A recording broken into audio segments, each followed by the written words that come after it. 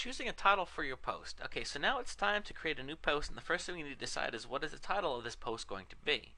Well, keep in mind that a good title is descriptive. Of course, your title is going to be displayed across your blog. People could be reading one post, and ideally they'll see the title for your most recent post. So you want to make sure that it's descriptive. Think of it kind of like a newspaper, and you see the headline on the top.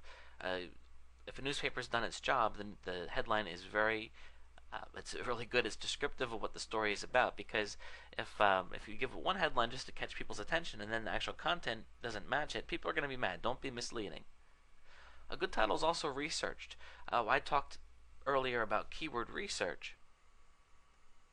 Let's go back to that here. And we had found that there's some good keywords here to be targeting. I want to suggest that you just don't start creating post titles out of thin air. To research them first, to discover what types of keyword terms you can go going after. For example, if I wouldn't have known any better, I could have just created a post on embroidered hats. Well, the thing is, if you remember from our research, just embroidered hats would have been very difficult to rank for. But if I put a custom in front of it, then it becomes a lot easier and more of a chance that I'll be able to rank for this phrase. So keep that in mind. You want to make sure that your title is enticing. For example, let's say that you're reviewing a product. You see this online all the time. A boring title would be something like a review of the new blah blah blah. It's not very exciting. However, if your title is something like don't purchase such and such until you read this review, or is such and such a scam, read this review to find out. Something like that grabs people's attention, and the idea here is that you only have a sentence to get people to read more, so you want to make it as enticing as you can.